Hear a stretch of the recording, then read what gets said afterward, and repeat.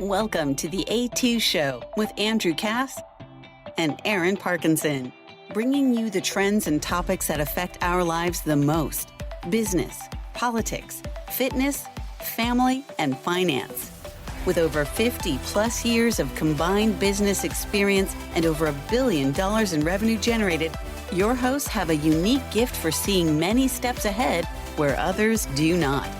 They bring their unfiltered, contrarian views to the show every week to help you win in business and in life. All right, welcome back, everybody, to the A2 Show. We're talking peak performance secrets today. Here's my caveat, Aaron. For the 40 plus. Now, does that mean you need to be over 40 to watch this episode of the A2 Show? Not necessarily. But there's some different strategies and ideas and philosophies we have as we've gotten older over the years that are a lot different than I think probably what we would do to perform and hit our stride that we did maybe in our 20s and 30s. So we're going to talk a little bit about what we do to stay sharp, stay fit, and I think the catch for today is how to age backwards. Is that a possibility, Aaron? Because you told me once that, a lot of people are saying, hey, you look like you haven't aged in 10, 15, 20 years. You have been bragging a little bit lately that people have been saying that to you. I think it's your hair. Your hair looks good. We also live in a tropical environment, so we're able to get some nice natural sunlight, which is big, I think. 12 months a year for us. So that's what we're going to talk about here today. We'll talk a little current events here in a second. But the topic of today is peak performance secrets. If you're 40 plus, male or female, doesn't matter. But I think it will absolutely matter, even if you're 25, 35, whatever. Well, and I think that this is a great topic for any of our listeners, regardless of the age they are, because like you said, I've had a few people recently actually ask me, are you aging backwards? And I thought, what a weird question to ask me. I mean, well, what a compliment. I mean, it's a great compliment. I was caught a bit off guard by it, but then I actually looked at some pictures of myself from 15 years ago. And I thought to myself, you look like crap. When I was looking at the pictures. Then or now? No, then. Really? Yeah, I actually had a couple. I'd one in particular where my wife and I went to a Yankees game. Yep. And we had one from every bit of 15 years ago, and we had one from last year. Same picture, side by side, hanging out at a Yankees game. And I thought, I look 10 years older in the picture from 15 years ago. Well, think about your lifestyle at that point. Were you eating terrible, not working out as well? You probably can figure out what was going on in that window, right? Yeah, I mean, that's kind of the point that I was about to make, which is it doesn't, yes, we're saying it's for people over 40. Yes, we can be specific around that. But I wish that I had known or implemented the things that I do now 15 to 20 years ago, because my lifestyle is very, very different from then. And let's talk about that. Why did I look like crap 15 years ago? Well, I can tell you very easily. And we'll talk about many of these items today. Number one, I probably worked out twice a week, maybe. I probably drank alcohol 4 nights a week. I used to smoke. I was probably smoking half a pack of cigarettes a day. Really? This is what year? This is like 2024 now, so this is like around 2010. This is pretty much 15 years ago. Yeah, about 15 years ago. And you and I knew each other quite well at that point.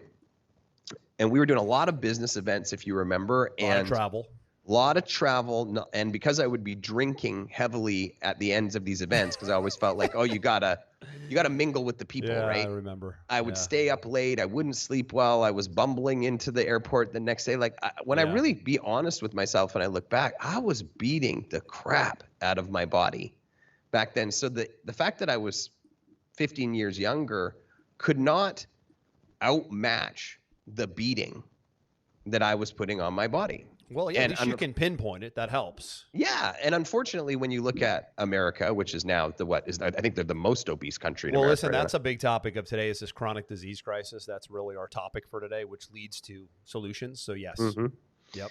I mean, America is a hot mess. And a hot mess. I had dinner perfectly put, man, from somebody outside of America, a hot mess in all areas now. It's a hot mess. It's a hot mess. And especially but health for sure is our topic for today. So we're checking the fitness box, I guess you could say, today of our 5 pillars. Absolutely. So I went for dinner on Friday night at my friend's house, who is a legit Italian. Like, I know your family's Italian. Yep. He still has like the heavy Italian accent. He goes every year for 3 months back to the homeland. Sounds and all that stuff. like The Sopranos, one of those guys. Yeah, yeah. Well, not American Italian, like Italian, Yeah, right? okay. And so Authentic Italian, not New Jersey Italian. Exactly. And he just laughs. He said, "Your food in America," he said, "the seed oils." Oh yeah, he's right, man. He said the produce, the He's right. Yep, pesticides. he's right. He said the portion sizes. He said the refined carbohydrates, It's insane. the gluten. Yes. He said, you guys eat like absolute garbage. It's so over bad. there. And it's so abnormal when you go to other places in the world. Funny, Aaron, you bring up Italy. This is great information. I was in Italy last summer. I love it. You feel differently when you eat over there. Even when you eat heavier, which is interesting. So like the pasta there, I feel differently than if I eat the pasta here. The bread there just seems so natural. It doesn't have glyphosate and all kinds of weird fertilizers in it. But listen to this, Aaron. I don't know if you know this. Italy in 2023 became the first country in the world to ban genetically modified foods and fake meats. You know, the things that are not real foods. Thank God. The state of Florida, I like to say the United States of Florida because we're 3, 4, 5 years ahead of everybody else. We are the first state in America to ban genetically modified foods and fake lab meat. Really? Last month. Brand new information in 2024. Yep. Good for them. Yeah, we're running a whole different ball game here, right? Doesn't matter what side of the aisle you're on. We're just focused on health. We're focused on well-being. Right? We're not allowing these creepy things to get into the classroom. We're not forcing experimental medicine on people. We're letting people make their own choices, right? And we're not letting the fake meats and the fake foods and the genetically modified industrial complexes to take over society in Florida. So, and we're also, what also is happening with DeSantis' leadership in Florida, Aaron, is Chinese companies can't come in here and buy land to do farming. I don't know if you knew that.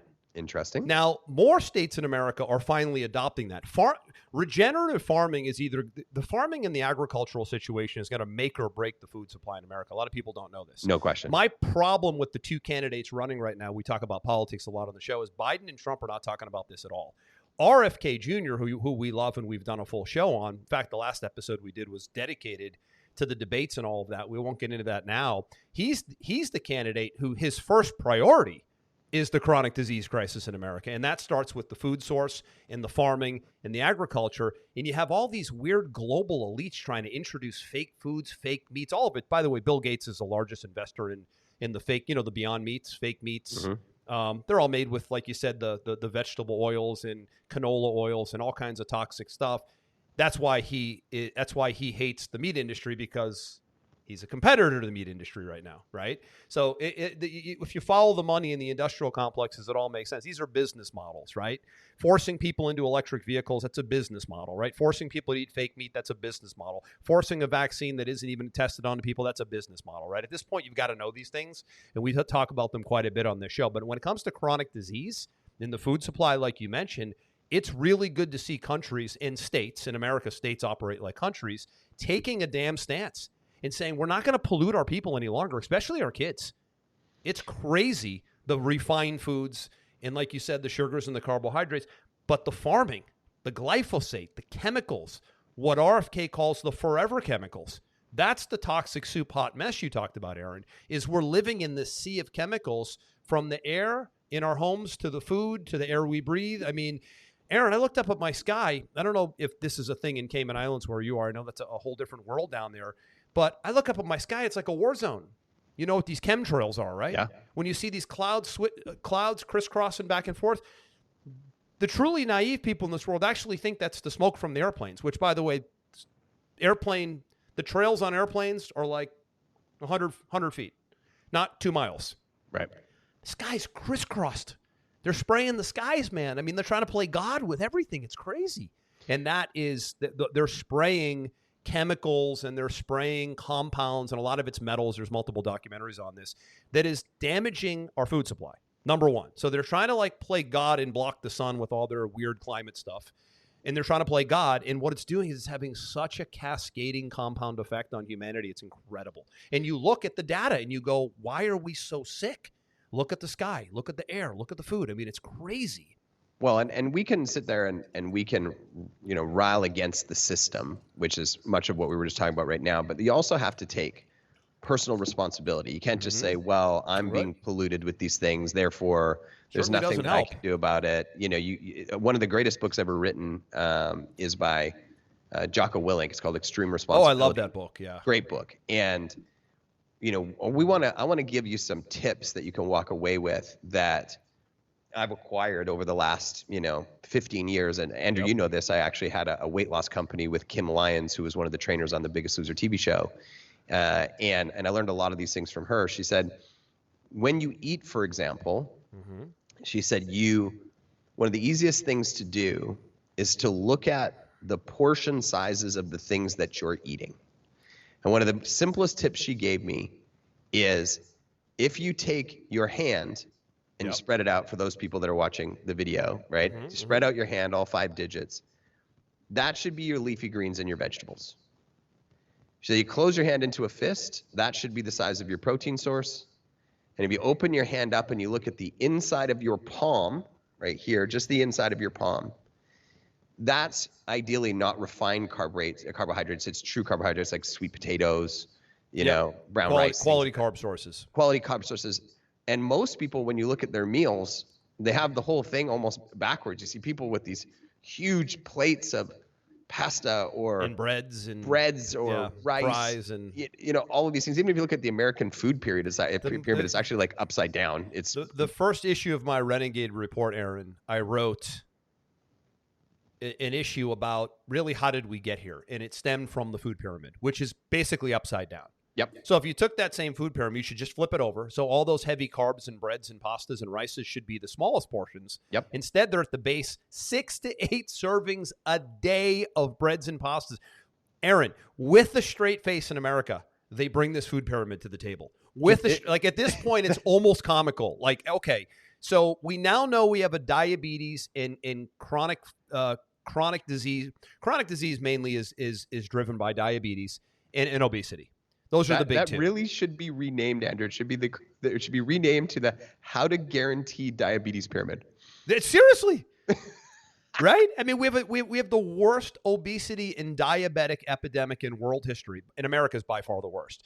That's the food pyramid that is on their website. This is the CDC. This is NIH. These are the public health agencies actually saying that you should have 1 to 2 servings of high quality meats per day and 6 to 8 servings of breads, pastas, and rices per day with a straight face. Like at this point, it's a Saturday Night Live episode to me. So I want to back that up with tip number 2, right? Yes. So how do you navigate this messed up system? And I've talked about this before, Andrew, and when I told you this, you were like, that's actually quite smart. When you go into a grocery store, understand that everything you want to put in your mouth is on the outside. So typically when you walk into a grocery store, you turn right. What do you have? Got the produce section. You're going to go, well, depending on, you're going to have produce around the edge, meats in the butcher around the edges, some dairy around the edges, and eggs. Yeah, they're going to hug the edges of the refrigerated stuff, right? I'm thinking when I went to Sprouts the other day, that's what I was doing. Right along the edges and a couple little pivots to the middle to get a few auxiliary things. But you're right. The middle is mostly the processed boxy stuff. That's where the middle is your fast track to diabetes and fatness. That's right. Stay away That's true, man. From the middle zone. Here's a big problem I have also, Aaron, is you said a second ago, which is a good point, is how do you navigate this? The first thing I do, and I talk about this a lot, I'm beating a dead horse at times, is you've got to figure out where there's not a business model tied to the food source. So the industrial complex thing is something that I study and write about quite a bit. So the food industry is the largest industrial complex in the world. So you've got to figure out who's funding a lot of this, right? Where's the funding? I always follow the money. Who's funding a lot of this, right? So when you look at like the attack on meat right now, people don't realize that good quality, well-sourced red meat, I'm not talking about red meat that you buy at Walmart for $2 per, right? Source matters, right? Grass-fed, untouched, grazed, pasture-raised meat, pound for pound, Aaron, a piece of steak, we'll use your hand example. Let's call it a 6-ounce piece of steak, is by far and away, let's call it your fist. That's about a 6-ounce filet, okay? Yep. Maybe a 7-ounce filet. That is pound for pound the most complete, the most healthy, quality food you can put in your body bar none. I don't care who's vegan, who's vegetarian, all the power to you. There's never been data that could even, there's not even a close second for a good quality piece of well-sourced grass-fed red meat. Right behind that is eggs, good quality pasture-raised eggs. These are the most complete foods in the world. All the cholesterol, all the fat, all the protein is all high quality, and it actually is better for your blood cholesterol levels than not. There's a huge ploy against the meat industry to make way for the fake meat industry, right? Like we talked about earlier. So you've got to really look at source, in my view, and you've got to figure out is do any of these food companies, are they an industrial complex? Are they owned by pharma in a lot of cases? Are they funded by lobbying groups? Or are they just good old-fashioned regenerative farmers, family businesses, people businesses, and entrepreneurs making good food? That, to me, is the big thing, is when you're looking for, okay, is this healthy for me? Should I buy this? Who's behind it? I mean, it's a shame that it has to get that granular, that we've got to figure out before we decide we want to buy this new pancake mix, which I buy a phenomenal one from a family-owned business, untouched by any industrial complex, right? No chemicals in it. Great brand called Simple Mills. I don't know if they have that where you are, but it's all almond flour, tapioca, MCT oil, no fake anything in it, and they taste just as good as anything else. So again, I'm diligent, you're diligent about what we're buying, what is the source, who's the company now. So now, Aaron, it's unfortunate that we're at a point now where when you want to look for food to eat and put in your home, you've got to actually do research on the company that's creating the food, or you might be buying food from Coca-Cola that's laced with fructose corn syrup, which is the case if you don't know how to read labels and look. I think if you stick to some of the things we're talking about right now, stay on the outsides of the aisles, look at your portion sizing like we're talking about, flip your pyramid upside down. I try to eat 3 to 5 solid servings of protein a day. Definitely. And then back it up with, as much leafy greens as I can put in. I try to reduce refined carbohydrates at all. I don't drink really anything like soda or anything like that. I almost exclusively drink water. And I think if you stick to simple things like that, you're night and day ahead of where most people are at. And then you start to look at the other elements. I don't know about you, Andrew. I might be done with alcohol completely within the next year. Is that right? And I've cut it down tremendously over the last 10 years. I mean, when you and I first met, I used to drink a lot. Yeah, you were a big drinker. I was. And I could never keep up with you. It was part of my identity. I like to be like the fun guy. Yeah, exactly. That everybody wanted to come and play with, And now I think to myself, I put all this effort in, we'll talk about, workout routines. I'm a solid 5 to 6 time. I move almost every day, but I'm a 5 to 6 time a week workout guy. Me too. Yeah. Eat well, sleep well, hydrate well, work out well. And then I throw even just a couple of drinks, like, go out and have a couple of glasses of champagne or a few wines or whatever it is. The next day I monitor my heart rate with my Whoop. It's night and day, isn't it? Oh, heart rate's up, heat's up, sleep is all disturbed. You can see all the patterns all wrecked. Yeah. And the next day, all I want to do is eat garbage food. I don't know what it is. Maybe because you're peeing so much, all the salt leaves your body. So then you want to eat all the salty, crappy, junk food. Like alcohol is poison, and eliminating as much as you can from your lifestyle will do nothing but benefit your overall health and your mindset. I don't know about you, Andrew, but as I'm getting older, the day after I drink alcohol, I actually have self-loathing. I have depression. You start to feel guilty, or you just don't feel good? I get this form of depression now. Yeah, you're having a noticeable negative effect to alcohol, which is probably a good thing. And there's a lot of alcohol alternatives. I personally like to have a nice glass of wine with certain meals. Yep, and for example, and by the way, that's a glass. That's a. And when I have 2, it's embarrassing at 51 for me to say 2 glasses. I feel like I got run over by a truck. I like to have a beer. I was in Peru for vacation, and they have a great beer called Cusqueña, which is one of my favorite beers in the world. It's like a nice, rich amber. 1. And I drink it slow, and I keep it on ice, and I milk it. I'm like a little baby with this thing, right? It's crazy. But I actually like to do that because I don't want the feeling that you just mentioned. So you're right, alcohol's a big piece of it. But coming back to the whole nutrition thing is and I look around, Aaron, too. So I'm especially on vacation. You're going on vacation. You'll probably do this, too. I'm on vacation. I can't even believe the amount of soda that people consume It's insane. And my kids now, so here's what I would tell parents, is train your kids to be hawks. And what do I mean by hawks? I mean, train your kids to be on the lookout for what's in the food, where's everything we're talking about, Aaron. What's in the food, where's it coming from, and how toxic it is. Coca-Cola. My kids lose their mind at this point because they're trained. They see little kids drinking Coca-Cola at the table next to us. You would think that these kids had guns on the table. They're like, "Dad, look over there. That kid has a Coca-Cola. He's like 7. It's 8 in the morning." Good. Isn't that horrible? I tell them your muscles will shrink. Your brain will get foggy and fuzzy. The high fructose corn syrup will make you just feel terrible. They have no interest in it. Now, here's what I did on vacation, Aaron. It was my birthday, by the way. Happy birthday. Thank you, buddy. July 3rd. So, guys, I'm going to order a Coca-Cola on my birthday today with a big chunk of ice and some lemon. I'm going to have a Coca-Cola today. They're like, yeah, sure. You're not getting a Coca-Cola. You've been drinking a Coca-Cola in 10 years. So, waiter comes to the table. I order a big Coca-Cola. Glass bottle, please. Ice, lemon. I'm like milking this thing like it's a gin and tonic. My kids lost their shit when the Coca-Cola came to the table, Aaron. Because do you see this culture I've created, though? Single-handedly, the worst thing that has ever happened to humanity is soda. It is, and I don't care if it's diet. The only difference with diet is it has more chemicals and less sugar. Right. That's the only difference, right? Yeah, for those people that are like, "Oh, I only drink diet, so I'm fine." It's literally a chemical soup that you're putting in your mouth. It just means there's way more aspartame in these sweeteners that actually cause cancer in a lot of studies. So either way, I'd rather go with the natural sugar and less chemicals because I'm going to do it once a year, right? So I drank it, and it was good. But I don't have the desire to drink it again for probably another year. I just wanted to do it because I actually genuinely like the taste of a Coca-Cola with some lemon and ice on a very, very, very, and when I say occasional, I'm talking about on an annual basis, right? So I did that. But for me, the food thing is critical.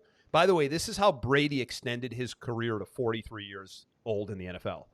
Is as soon as he said, hey, I'm going all in on nutrition, and I'm doing what we're talking about right here, by the way. It was exactly what we're talking about. Good quality source meats, good quality source vegetables, almost no heavy carbs and sugars and processed things that are pre-diabetic type foods. And look at the guy now. You talk about aging backwards, Aaron. Oh, my God. Did he great. You look great because you've made these choices for yourself.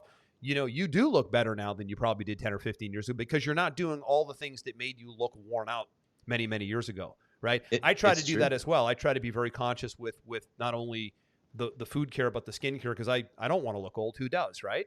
So I'm doing the same thing. But look at Brady. He got looks so much better now than he did. The guy looks like he should be in Hollywood. He's 45 years old. He just got his red coat. He was inducted into the Hall of Fame for the Patriots. I think I told you that a little while back. And he gave his speech to a full stadium. And the guy shows up. And I'm like, this guy looks like he could be on the cover of Men's Health. I'm sure he has been face, multiple times. Skin, hair, and all of that, by the way, is what goes into his body. This isn't because he's some genetic freak. The guy looked really unhealthy at 23 years old. Terrible. If you look at the picture of him coming out of Michigan, standing with his shirt off, this is what the guys had to do. They took a snapshot of the physical body of the player when they go to camp. So he has the picture of the front, side, and back, right, standing in your shorts. I've seen it. He looks like... Then he looks 45 at 23. Now he looks 23 at 45. And nutrition is a big piece of it. Obviously, fitness is a huge piece of it, right? You know that I have been pretty much on the TB12 Brady system and regimen, the TB12 regimen, for probably about 5 years now. And that physical regimen, pivoting from food, consists of really working the tissues from a pliability in a massage standpoint where you're really getting the body to stay as soft, the ligaments and the muscles to stay as soft as possible so they fire better and there's less chance for injury. You know, how do you injure the body? You usually have tight joints or really tight muscles and they just snap or they tear or they strain, right? So his thing was, how am I going to play at a 45? Well, his body coach, who's his partner in the TB12 sports complex, basically said, you're going to have to do next level pliability work. So 2-hour massages before practice every single day, 2 hours after a game, every day during the week, pliability, foam rolling, all of this. And by the way, that's how he got Gronk back to the league as well, who was out with a million injuries, and he came back injury-free to play one more year with the Tampa Bay Bucs. So that, for me, and I don't know if you do that too, but I think we talked about this before, the core of what I do before I do anything is I'm rolling out the body.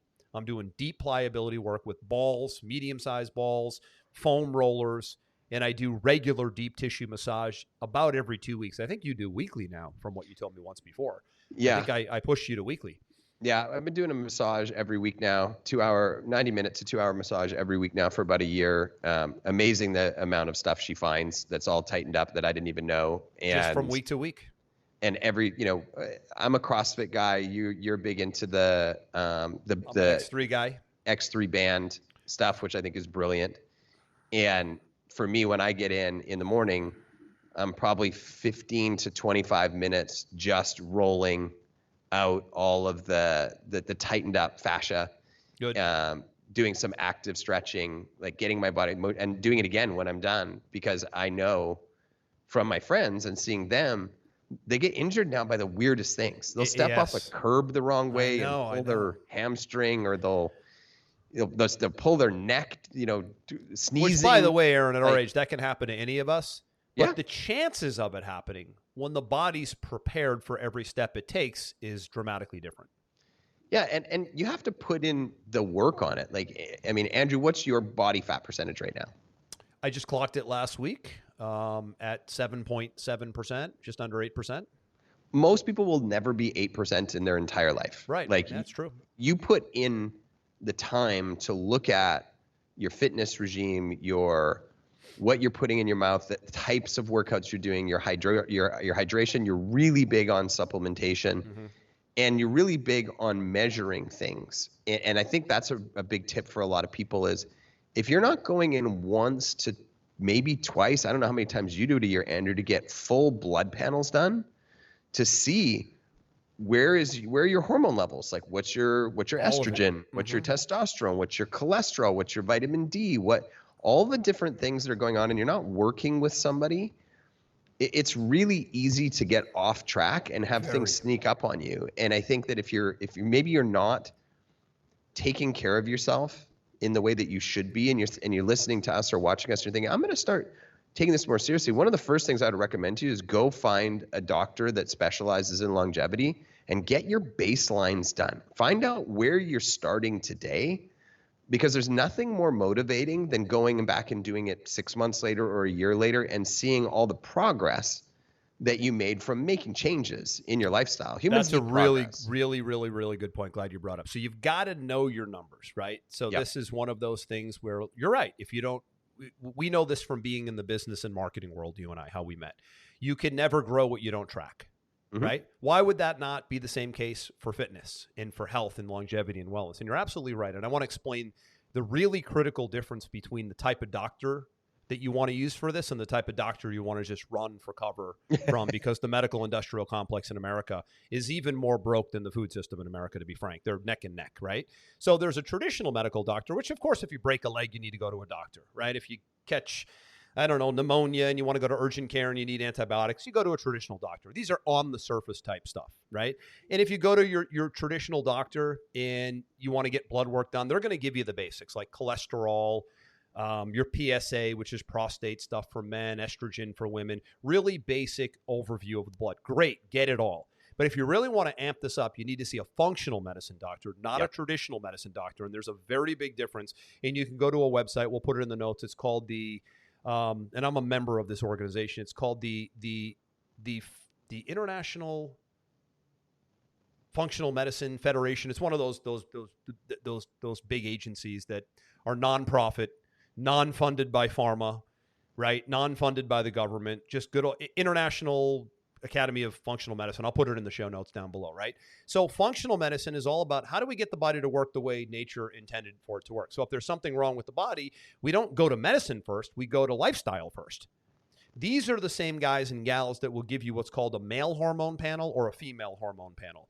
Aaron, you're 47, I'm 51. I can't even tell you how many guys our age, I'm shocked, even guys at 40, have never had a male hormone panel done, which will give you testosterone, estrogen, growth hormone, cholesterol numbers, thyroid big. What's going on with the thyroid regulates the whole body. People have no idea. This is like owning a Ferrari and having absolutely no idea if you have oil in the car, no idea if it has gas, no idea how fast it goes, no idea when the engine was put in, no idea if new parts are needed. A Ferrari. Would you buy a Ferrari for $350,000 and literally have no idea what's going on inside that thing?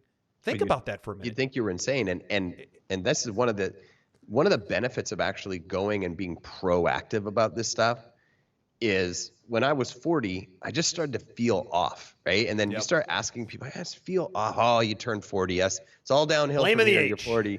You know, you're 1 foot in the grave. Like people joke about it, but it wasn't something that I was willing to accept. Mm-hmm. And so I went to a functional medicine doctor, got my blood panel done. He said, hey, like 90% of what you told me he said 90% of what you got going on here is pretty good. He said, but your testosterone level is this equivalent of a 95-year-old man. Is that what he said? Yeah.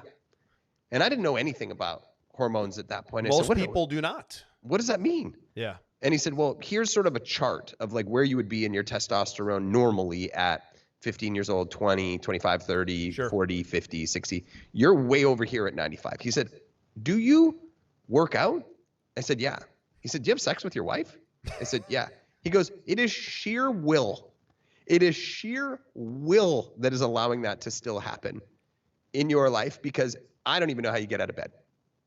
Well, listen, what you said, Aaron, this, by the way, this is no judgment to any men out there. Environmentally, we are in such bad condition for all the reasons we mentioned in the beginning of this podcast today, that most people have really bad testosterone, men, and women have really messed up estrogen, not for any other reason, but because of the toxic chemicals that we're swimming in from food to sky to land. A lot of this comes from the environment around us.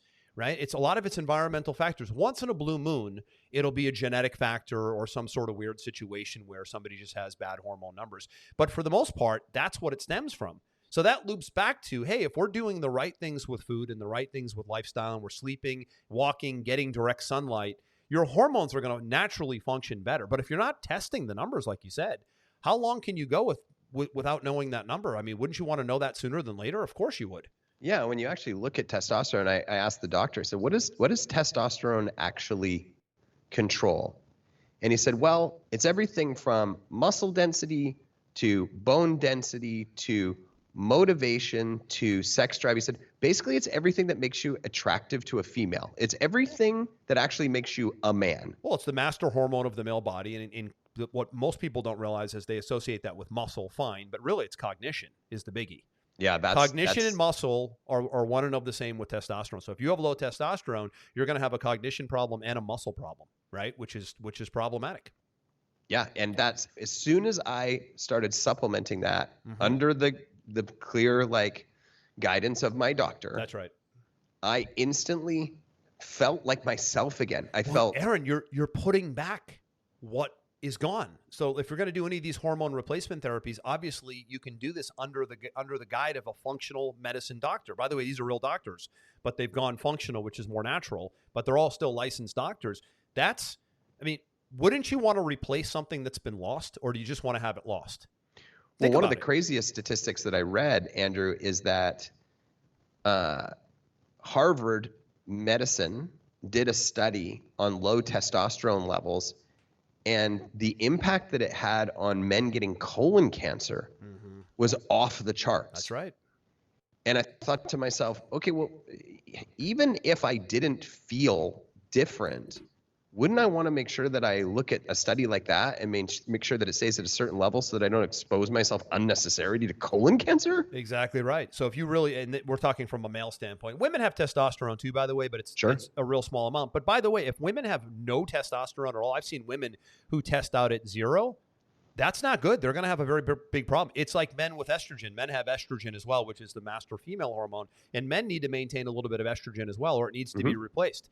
The worst thing somebody can do is go, okay, it is what it is. I'm 45 or I'm 50. I have super low testosterone or estrogen. And you know what? I'm just going to deal with it and I'm going to figure it out. No, you should replace what's been lost. That's why it's medicine. It's testosterone or estrogen replacement therapy. This is 2024, not 1904. This stuff is readily available to be replaced to get you at peak performance. And back to your point a little bit earlier on, I went to my GP, my general practitioner, Oh, they have no idea what you're talking about. And I asked him to do the same test. And you know what he told me? It's fine. You're fine. You're 48. You're good. He said, you're in the normal range. And then I went and did it with this functional medicine doctor. I said, why would he tell me you're in the normal range? And they basically said anything that they tell you as a GP is the normal range is basically the range that you won't die. It's wide. It's such a disconnect, Aaron, from traditional medicine to functional medicine. It's so scary how few even know the difference. I mean, I think if anything we give you here today, it's make sure you have a team where you need a traditional medical medicine doctor. I'm gonna go do my annual physical of course. I'm not saying wellness exam, Aaron, I think it's this month actually, sure, with my regular traditional medical doctor. Now I know how it's gonna go, right? He's gonna do the standard test, which I want to know. And if there's any ailments I have that I want to talk to him about, I'll have him make a referral, right? I want to maybe see a cardiologist. I'm 51 now. Just get the basic checkups. But if there's any ailments whatsoever that I have, the only thing that guy's gonna tell me is he's gonna get out his pad and write a prescription. That's all he knows how to do. They are essentially licensed drug dealers. They have no interest in the function of the body, which is the functional medicine doctor, to get in there and go, oh, you're starting to have headaches?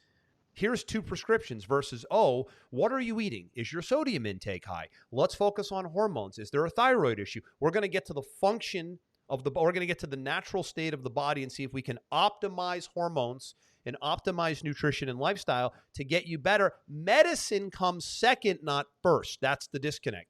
They will go natural first, medicine last resort. That's why you have to have both. Nobody's sitting here saying don't go to traditional doctors, but I would be very, very cautious of traditional doctors today. More cautious than I would of functional medicine doctors, because a functional medicine doctor might write a prescription for you also, but they're going to exhaust all efforts to get the body functioning naturally. That's the key. Agreed. And we went actually through a gamut of natural foods that could increase it. And, he went cream first and injection. And, if they're good, they're going to try and do everything they can in their power to optimize before they start looking at, any type of pharmaceutical help, any type of prescription. But I think the big takeaway for most people today should be, if you want to have the levels of energy, you want to be able to focus at work, focus on your projects in your business, play with your kids, just have a general level of happiness, not constantly be feeling run down or getting injured. You really have to look around and say, what am I eating? How much of it am I eating? How often am I eating? How often am I poisoning my body? You talk about Coca-Cola or alcohol or these other things. Straight poison, man. You're right. I hate to say it. It's poison. What are my actual numbers? Am I working with somebody that actually knows how to read these numbers and can help me assess them and optimize and put the numbers in the place that they're supposed to be? Right. Am I going outside? Am I getting natural sunlight? Am I moving? Am I moving at least an hour a day and putting my body under strain at least 4 times a week to maintain muscle mass? It really isn't rocket science. It's just that most people just won't give it the time or the energy or the emphasis or the consistency that it needs. And I tell you, it will change your life. I don't know why. I mean, this is for the most part a business show, and we talk a lot about business and metrics and numbers and scaling the business and economics and politics and whatnot. People pay a lot of attention to those things. They have people they hire for those things. They pay for information. But for some reason, when it comes to what we're talking about here today, peak performance, wellness, health, aging backwards, those just random episodes, random things. They'll go do a workout here, they'll jump in a boot camp here, they'll eat good for one day over here, but no real investment of time and money. I find that very odd, right? Investing time and money into you, right? The Ferrari analogy is probably a good one, right? You know that somebody who bought a Ferrari for $350K is going to have it in a garage, cover it. They're going to be always fanatical about the oil. They've got and a the maintenance schedule, keyword, they're paying a guy to come in, schedule, keyword, like. So why? It was Zig Ziglar back in the day. He said most people treat their $100,000 car better than their $1 million body, right? It always stuck with me. Why is that the case, right? And I'm hoping that a lot of the concepts we'll bring to you, which will stem from fitness and wellness a lot on the show, because we keep coming back to it and saying, listen, we're getting success over here because we've taken care of ourselves over here, or we're seeing a win over here because we've optimized the hormones and the food and the nutrition and the fitness over here. It's an inverse relationship. I've never seen somebody who's obese, diabetic, one chronic ailment after another, just super upbeat, positive, successful, multiple businesses, multiple opportunities. They're always sick. COVID hits, they get it 10 times. Like, that person is almost like a magnet to any virus, bacteria, sickness that comes in, and they don't really get ahead, right? They're always playing catch up because they're so far behind with this. So yeah, I just think if you start to treat it like a business and look at it like it's an entity, and you start hiring people, and I always think you should invest and buy things because, if your wallet's in it, your heart's in it, right? Buy the trainer, buy the nutrition consultant, go spend a few $100s on the blood panel, go spend another few hundred having it analyzed by a functional medicine doctor. I promise if you start throwing some money down and you start investing in your health, you're going to take it more seriously. But if it's too much free and too much sporadic activity, I think is really the big issue of why people often don't take it seriously, and then they don't get the result they want to get. Yeah. You agree? And I agree 100%. And I think that everything, for me, everything stems from how do I feel? Yeah. Right. If I go and get energy, at the solid end of the day, 8 hours energy. of sleep, if I eat well, if I move, if I have that workout in the morning, if I'm well hydrated, I'm better at business. I'm kinder to myself mentally. Yep. I'm always more stable mentally when I do those things. I'm a better husband. I'm a better dad. I'm just a better person in general. And no wonder why. I mean, I'm a soul walking around in this meat machine. The meat machine needs to work properly. No question about it. You're absolutely right. And listen, this is all energy at the end of the day, right? Mm-hmm. When you're doing the pliability, the flexibility, the mobility, the strength training, all of it, the food, and you're really fanatical about it, and you get your kids involved and they understand cooking and they understand how to look out for these toxic oils and these toxic chemicals, then you're building a culture of health and wellness and in longevity, which is a good thing. You're you're not in the hospital as much. You're not in urgent care as much. My family and I don't even think we really even participated in COVID-19 outside of the first 6 months. We were back in school in 9 months. Everybody caught it for a little bit. Nobody had any issues. There was no need for medicine. It was but everybody was so everybody's body was so optimized. And that's how you want to be all the time, because there's going to be so many of these viruses and bacteria infections. And when kids are in school, there's always colds and flus. And, if you can be immune to all that, you're basically building a wall around yourself. And that's going to keep you in the game much longer. It's going to allow you to take part in other opportunities and other business ventures. And you're out able to play with your kids. I mean, these are all things that if you really stack the deck and looked at what are the opportunities that I'm probably missing that I could be doing if I was in better condition, they're astronomical. And all of a sudden the world opens up to you and it's a whole different world, right? It's incredible. Yep. It's incredible. So, this is we pivoted here. We did a short one here today on fitness, and I think we'll loop back and obviously cover a lot of economics and business and politics. There's a lot happening in the world right now, as we know. But hey, listen, you're not going to be able to play in the world if you're not putting a routine and a program in place like we're talking about right here. And it's nice to see your recovery, Aaron, from 15 years ago, right? Thank you. That's not easy to do. First step is awareness, right? And then the second step is action. But you've got to know your numbers, I think, to the point here, right? You've really got to know what you're putting in your body, and you have to know your numbers for sure. And last thing I'll say before we wrap up is you've got to really push the needle when it comes to strength training. All the boot camps, all the bikes, all the running, all the jumping around is great. But if you're not actively building muscle, you're tearing down muscle, and your immune system will be a wreck. And that's what a lot of people don't understand, is just the critical importance of constantly pushing your body. You want to be acquiring as much muscle as possible. And even at 40, 50, 60 years old, they're like, oh, I can't build muscle now, I'm too old. Well, you're losing muscle at the rate of 2% a year. So you actually have, if you want to stay even, you need to be building muscle. That just keeps you at the flat line. But obviously, if you can, you want to grow muscle and you want to put on as much muscle as you possibly can. And no, you're not going to turn into Arnold Schwarzenegger. Nobody has the genetics or the capabilities to get too muscular. That's always the excuse that you hear these days is, I don't want to lift weights because I'll get too muscular and I won't fit into my clothes. That's like the greatest excuse I've ever heard in my life not to work out. Totally wrong. Right? So what else you have to add? Anything? No, I think that's enough for people to chew on today. And we want to come back to these episodes on a regular basis, because we're always testing new things and finding new hacks that we're putting in. And there's no point trying to give it away all today. This is just a good episode to sort of set the tone for the future. Yeah, and just like you said, the awareness, right? And mainly, I think the biggest takeaway is get your blood panels done. You've got to know where your cholesterol is, where your testosterone is, what your thyroid's doing. I mean, that male-female hormone panel, that's the window to your world. You get that in front of a functional medicine doctor, and they're going to tweak and optimize that Ferrari of a body, and you will be feeling, literally, you could feel 10 years younger if you do this the right way. Agreed. All right, my man. We'll see you in the next episode. That's Aaron. I'm Andrew. This one is a wrap. We'll see you soon.